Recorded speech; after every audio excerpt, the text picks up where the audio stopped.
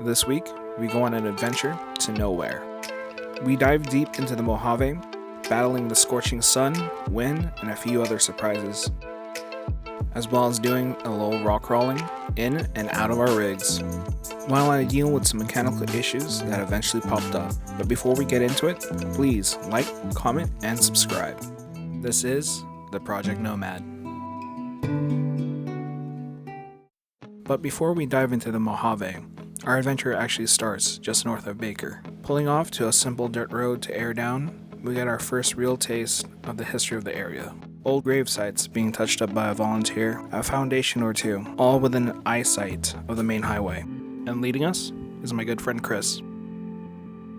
With him in charge, we push off into the desert.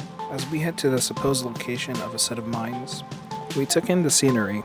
With nothing but wide open skies and open ground, we could see for miles. We just had to be mindful of the erosion in the area. So it didn't take Chris that long to lead us to the base of those distant mines. You should give me the all clear when you're past that. I'm clear. You guys can probably come up. I'm just trying to find a place to where, like I said, we can all park. Yeah, you guys are good. Once you come up the first crest, there's a Y, stay to your right, you're going to head uphill. As you go up that, there's another Y, stay to your left. So we're going to go right, left. I'm going to walk back down that way.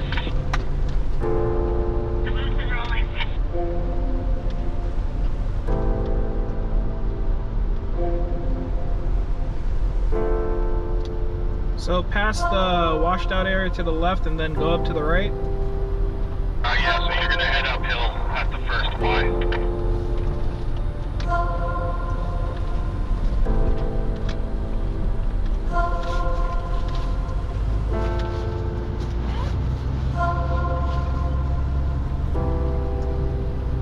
I can see the top of Mark's Jeep. I think you guys are heading the right direction. This will circle around to your right. Yep, keep coming around. I couldn't find you for a hot second, then I saw your shirt.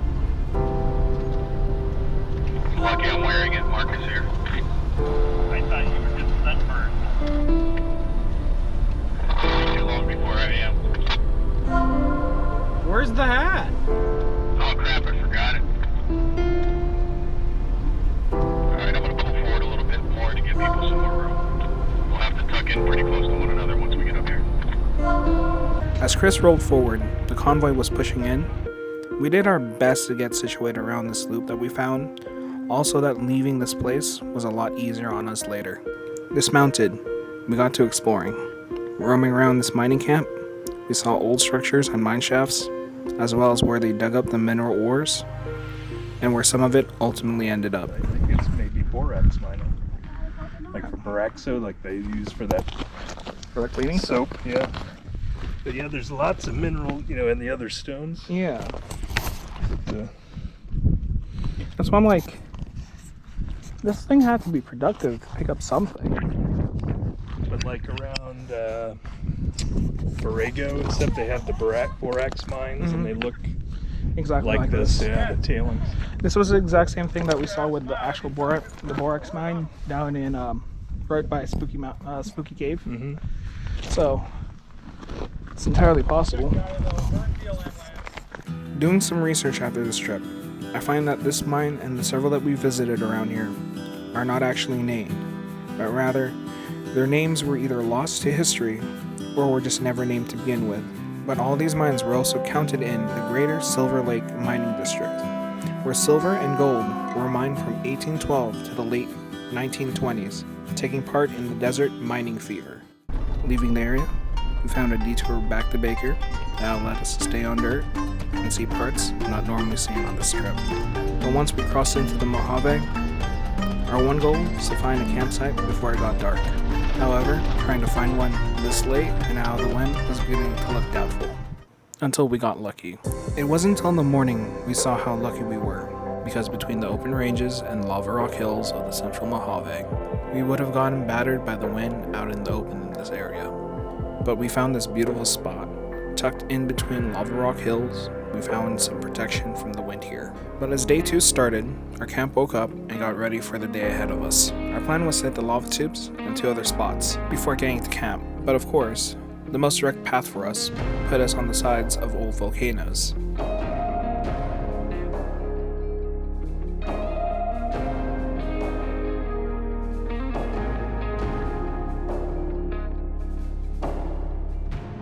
This area of the Mojave is littered with the remains of dozens of old volcanoes that form the hills in this area.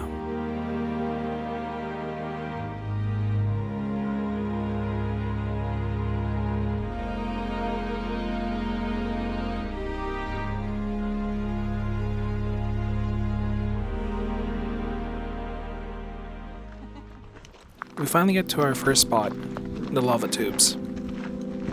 Alright. Into the tube. Descending by metal ladder, we climb down into the tube.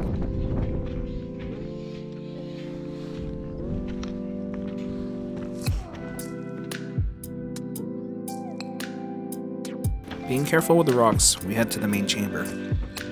Don't crack yourself. I will try not to, okay? Oh. I know. I hit my head on something last time. It'll probably happen again. I really don't want to crack my head today. Well, I don't know. Entering, it is lit up by natural skylights, making a unique place for photos. Guess you're gonna be in it. You're fine. Up to you. Now, since you don't have any protection to your head, don't crack it. There's our little ghost for the evening. Yeah, check it out. That's the angel on The his lava shoulder. tube. Or something. I bet you his glasses are I'm gonna believe it was something else. It's It's more fun. right? When you turn in the light, Yeah. so I wonder if it didn't reflect, which is kind of cool too though. But popping out of the lava tubes, we headed around the corner to our next destination, the old Aiken mine.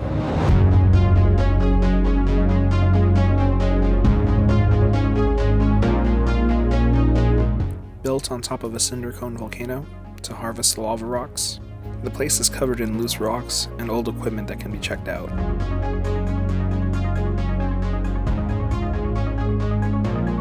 It's also a good place to have lunch before moving on. Between us and our camp was one last detour. Put up in the 80s, on mile marker 74 on the old Mojave Road, is one of the most isolated mailboxes in the US. Go over there. What? It's the frogs. Oh, is that where they are? Yeah. There's a little shrine. There's a little frog shrine. I was like, there has to be a logbook there. There always has to be a logbook, especially when there's an enclosed container. There's Easter eggs. A short walk away from the mailbox is a collection of frogs and other toys, known as the Frog Shrine. Do you see the weather rolling in?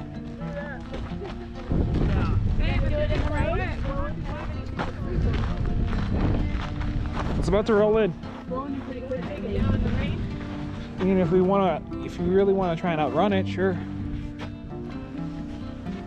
It's up to you, but if you want, you put the carts in there. It looks like rain ahead too. We're in the only dry spot. Yeah, basically, it's coming. It's So cool, it's snowing. but it's cold. It's just the wind chill. Alright, hopefully we can outrun some of this weather, get to the springs, and get to our campsite before it gets too wet and cold. We're going to be driving by Model Spring. Depending on weather, we may just bypass that. And then ultimately up into hole-in-the-wall campground or Big Hills, one of the two. We didn't get that far till it caught up to us. But with only a few more miles, we pushed on. But our situation changed at Hole in the Wall.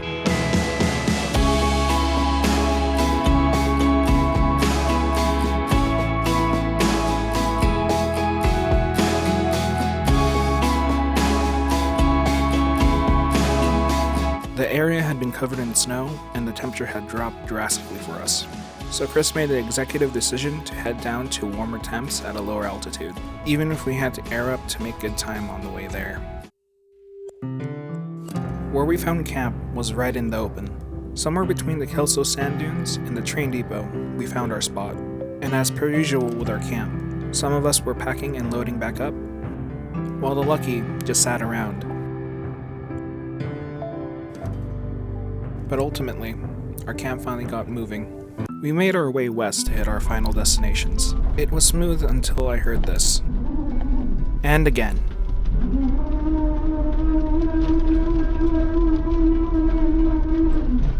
And it happened again and again as we were heading west. But I knew something was mechanically wrong in my axle. But without having the tools or the parts to fix it at the moment, and only Jeeps around, I just had to keep going forward, because whatever it was not crippling my rig at the moment. But after a much worried drive for me, we finally made it to our first stop of the day.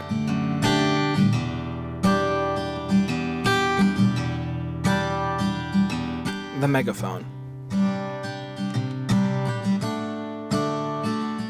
It is a metal art piece bolted to the top of a 100-foot hill in the middle of the Mojave. And if you're adventurous, you can take a closer look at it. Departing the megaphone, we finally entered the Afton Canyon area. And our last stop, Spooky Canyon. A slot canyon carved into the walls of the larger Afton Canyon, it is a hike through tight spaces and almost pitch black environments, where climbing in the dark becomes a reality.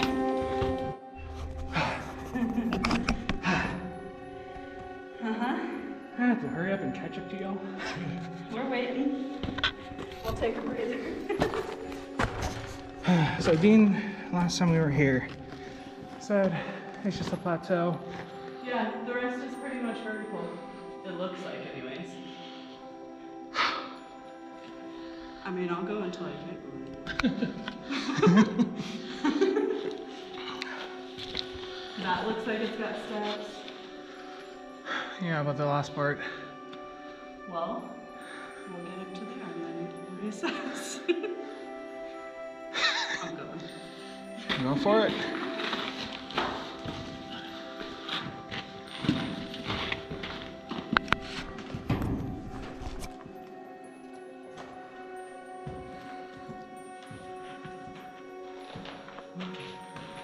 I can't reach the next knot.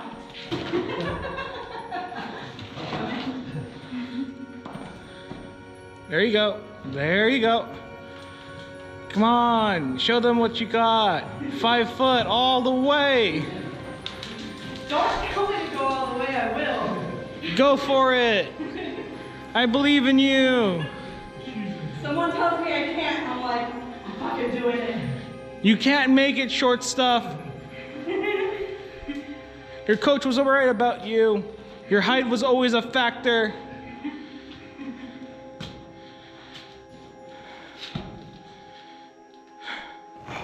Where's my next edge? I don't like this. You got it, Robert. You can do it.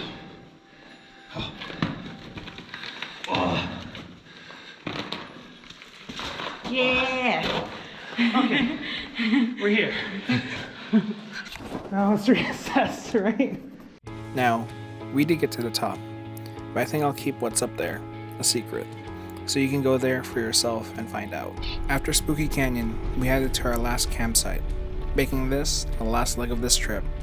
I couldn't help but feel sad that this trip was almost over, but with my axle still giving me issues, I had to phone a friend to meet me at camp and give me a hand out there.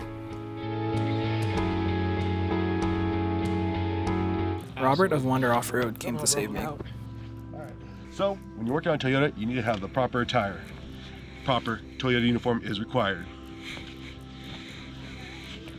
Rob started to work taking apart my axle, as I did my best to assist him. We took it apart to see what was going on, looking at our brakes, bearings, and inner CVs for any issues. The only thing we did find was a severe lack of grease in one of our knuckles. But with no other evidence of damage, we just repacked the burr fields and the knuckles so I could get home. But in the morning, it was enough for me to get home. So thanks for watching, and if you like this type of content, please like, comment, and subscribe.